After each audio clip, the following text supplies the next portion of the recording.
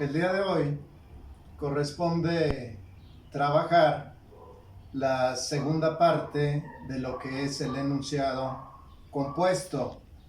Ya vimos a través del encuadre del organizador los contenidos que vamos a trabajar en la sesión de hoy.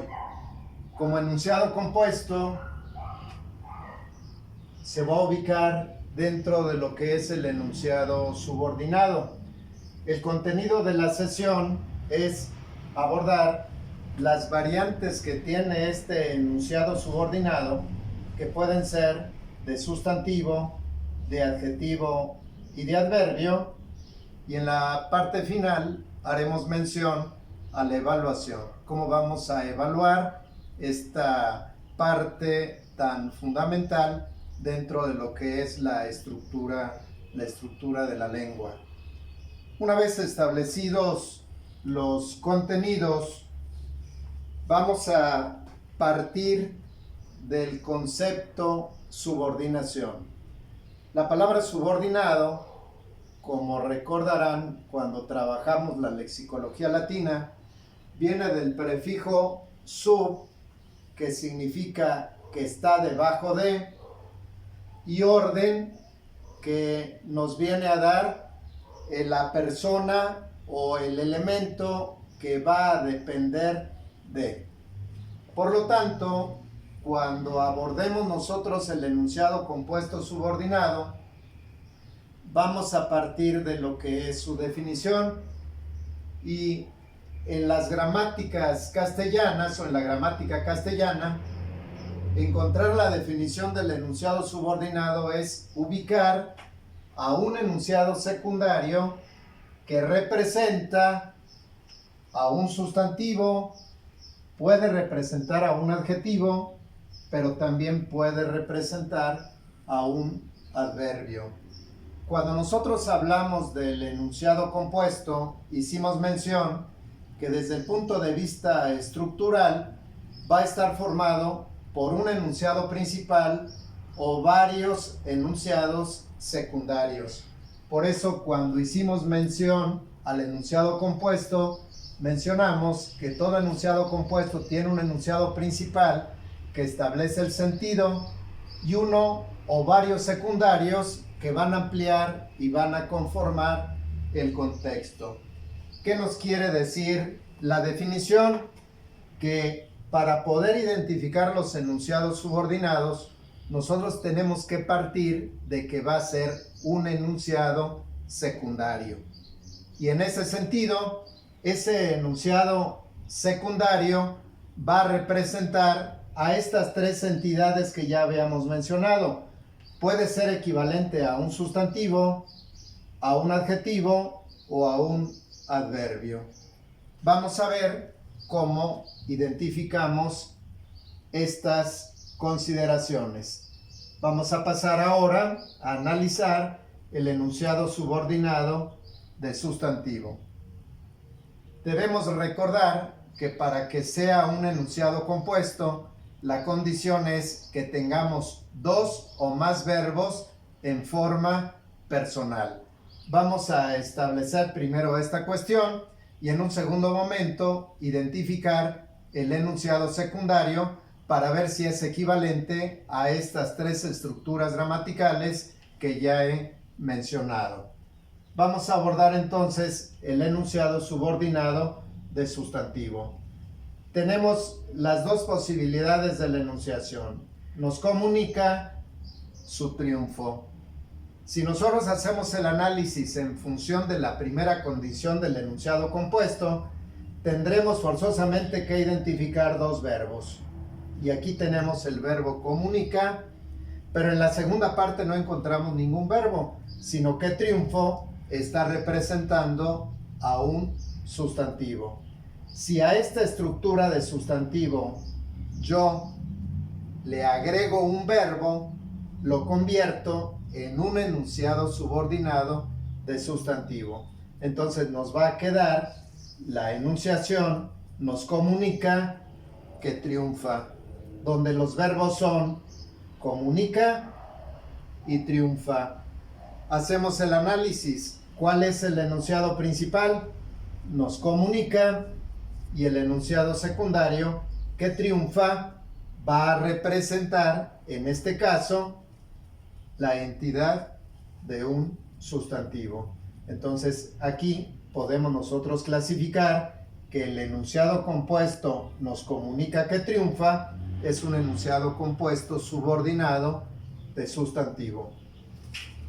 Vamos a ver el siguiente ejemplo, todavía dentro de la clasificación de los sustantivos. Y vamos a hacer el mismo ejercicio. Las dos opciones. Tenemos la enunciación. Espero la respuesta. Vamos a ver que como condición de enunciado compuesto, únicamente tenemos un verbo. Por lo tanto, no está dentro de la clasificación de los enunciados compuestos. Aquí respuesta, pues viene siendo un sustantivo. Pero si a esta parte de la enunciación le agrego un verbo en forma personal, lo convierto en un enunciado subordinado de sustantivo. Y entonces nos va a quedar así: espero que me respondan. Aquí vamos a tener el enunciado principal, que es espero, y que me respondan el enunciado secundario. Entonces vamos a tener aquí el segundo ejemplo para poder establecer la reafirmación de los enunciados subordinados del sustantivo. Pasamos al tercer ejemplo con la misma estructura. Pidió la comida. Nosotros observamos que hay un solo verbo.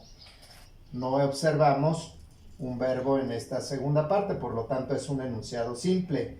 Pero si a esta segunda parte le agregamos un verbo en forma personal, lo convertimos en un enunciado compuesto y nos va a quedar entonces: pidió que le trajeran la comida. Los verbos son pidió como verbo principal y trajeran como verbo secundario. Como ustedes pueden ver, que triunfa, que respondan y la comida nos está dando los enunciados subordinados de sustantivo. En el entendido que un sustantivo es la estructura gramatical que nos va a representar una realidad. Dejado entonces lo que es el enunciado subordinado de sustantivo, vamos a pasar al enunciado subordinado de adjetivo. Recuerden que los adjetivos presentan cualidades o defectos de las esencias o de los sustantivos. Vamos a tener los ejemplos que nos van a ayudar para poder entender el enunciado subordinado de adjetivo, que dicho sea de paso, generalmente va entre comas. Tenemos el enunciado: el río caudaloso ha ocasionado muchas muertes. Si nosotros analizamos la enunciación, nos vamos a dar cuenta que tenemos un solo verbo: ha ocasionado. Por lo tanto, es un enunciado simple. Vamos a ver que el núcleo es río, que es el sustantivo, y caudaloso, que es una cualidad o un defecto de río, nos va a representar al adjetivo. Si donde esté el adjetivo pongo un verbo en forma personal, lo convierto en un subordinado de adjetivo. Vamos a ver cómo quedará finalmente el ejemplo. El río, que es caudaloso, ha ocasionado muchas muertes. Vamos a identificar los verbos: es y ha ocasionado. Enunciado principal: el río ha ocasionado muchas muertes. Enunciado secundario: que es caudaloso.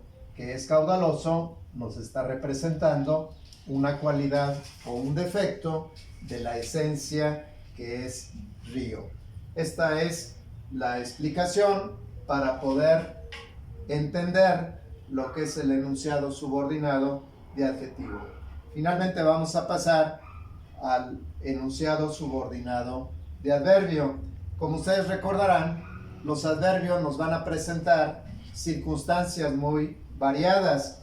Pueden ser de lugar, pueden ser de tiempo, pueden ser condicionales, de cantidad o adverbios de modo. Fíjense cómo queda ya la enunciación para poder entender los enunciados subordinados de adverbio. Vamos a identificar los verbos. No sabe a dónde va. Ahí vamos a tener ya dos verbos en forma personal, sabe y va. Dividimos en dos el enunciado para ver cuál es el enunciado principal y cuál es el secundario. ¿A dónde va? Y no sabe. Enunciado principal, no sabe. ¿A dónde va? Nos está dando la circunstancia del lugar. Vamos a pasar a los de tiempo. Vean el ejemplo. Llegó cuando estábamos ensayando. Identificamos los verbos. Llegó y estábamos ensayando. Enunciado principal. Llegó. Enunciado subordinado. Cuando estábamos ensayando. Ahí tenemos entonces los adverbios de tiempo. Los condicionales. Si no votan por mí, me retiro. Verbos. Votan. Retiro. Enunciado principal. Me retiro. Enunciado secundario. Si no votan por mí. Vamos a pasar a los de cantidad. Veamos el ejemplo. Cuanto más analizo el problema, pienso en la posible solución. Vamos a identificar los verbos. Analizo y pienso. Enunciado principal. Pienso en la posible solución. Enunciado secundario. Cuanto más analizo el problema, nos está dando aquí la circunstancia de cantidad. Y finalmente los adverbios de modo, que nos indican las maneras como se realiza la acción. No todas las cosas salen como uno quiere. Vamos a identificar los verbos. Salen y quiere. Enunciado principal. No todas las cosas salen. Enunciado secundario, como uno quiere. Aquí vamos a tener el enunciado subordinado de adverbio. Si en algún momento dado nosotros nos hacemos la pregunta, ¿por qué la gramática establece todos estos mecanismos o para qué establece estos mecanismos morfosintácticos dentro de su estructura?